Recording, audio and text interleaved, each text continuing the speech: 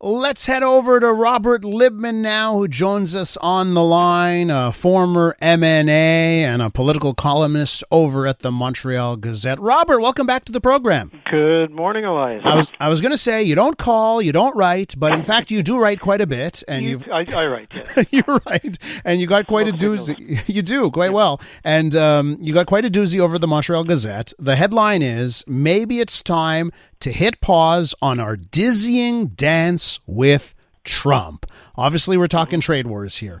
What do you mean by that? What's the point of your column?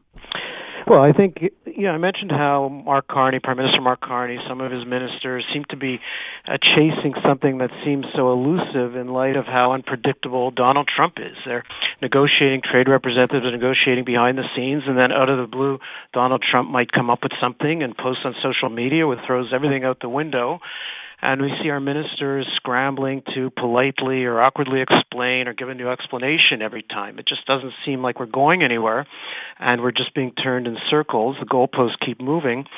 And the more we dance to try to satisfy Donald Trump with some type of deal, he seems to make us want to dance even more. So I think perhaps a more sensible approach would be to sit back instead of chasing a deal, any deal, perhaps show a little bit of patience. I mentioned the government perhaps should go back to governing and stop this dance and wait. There are a couple of important landmark decisions pending, such as the U.S. Court of Appeals in Washington is soon expected to rule on whether the tariffs are even legal under the Constitution, which grants Congress the powers over trade. So that's an important milestone that I think instead of just rushing or scrambling to find this elusive deal that may or may not be feasible, just to wait and let the chips fall where they may.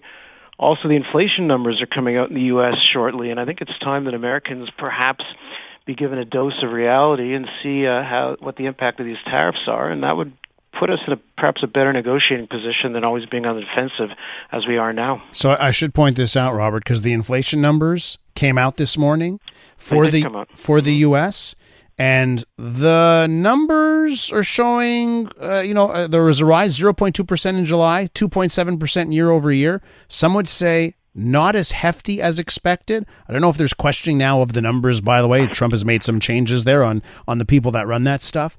So, yeah, I mean, that's the other half of this. Like, because I understand your point, like just following every goalpost change that Donald Trump does, it does seem nonsensical. But I also see some risks in just waiting and hoping that the inflation numbers will go our way or the court rulings will go our way.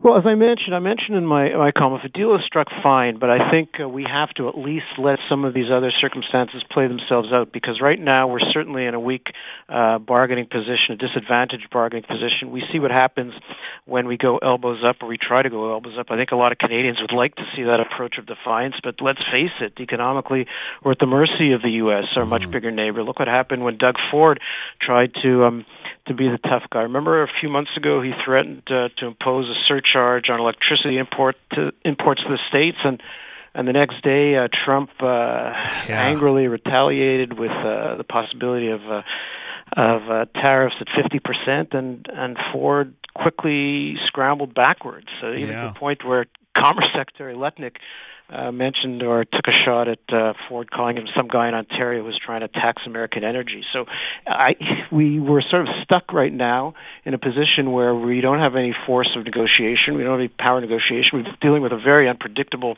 person on the other side of the table. So perhaps let some of these other factors or circumstances that could possibly work to our advantage, at least let those play themselves out.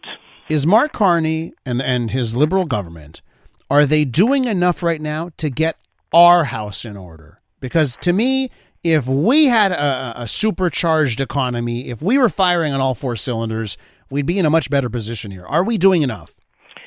Well, you can talk about a number of issues as far as Carney is concerned that he has to tackle, whether it's housing, whether it's the economy, whether it's a trade amongst ourselves between provinces. There are big issues that have to be resolved. It certainly would give us greater heft in our negotiation with the United States. But whether we like it or not, we're still a P compared to the States as far as economic strength and viability is concerned. If we're sitting at the other side of the table, we're always going to be somewhat weaker. And we need every every issue that we can to benefit us in these negotiations. And right now we're not in that bargaining position. If we had a stronger economy, perhaps it would be a slight beneficial circumstance for us, but we're not there right now. What do you think the difference is? There's a deal between the UK and the United States, European Union. I know a lot of people saying these are not good deals. They shouldn't be happy about them, but they got deals.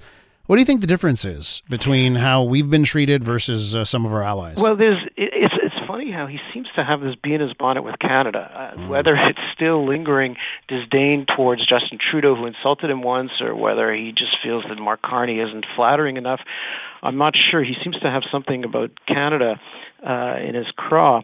But even those other deals, who's to know whether those deals are beneficial to those countries? Did they rush into something that wasn't beneficial? And how solid are those deals? If the leader of one of those countries says something that Trump doesn't like, is he going to back out? Is he going to change it? Is he going to modify it? That's why I think we're living in a surreal situation where even if we struck a deal with the States, is it secure at this point? I'm not so sure rushing into a deal like some of the other countries in the CJAD did is even beneficial to them. I think we've got to sit back a little while, see what happens, see how our economy improves. You suggested that certain things are in motion right now. We'll see where that lands, and let's see what the U.S. Court of Appeals for the Federal Circuit in Washington comes down with in the next few weeks. In the hearings recently, the judges were very skeptical about Trump claiming to use emergency powers to be able to bypass and impose those tariffs unilaterally without Congress. So that's something to see. If they strike down those tariffs, there's going to be a very severe repercussion, and he's going to have to sort of have that moment where he recognizes that he can't just do anything he wants. I got to be quick here, Robert, but would you also rush into deals with other trading partners? Like some people have said, hey, we got to get closer to China. Would you rush there or take your time on that front too?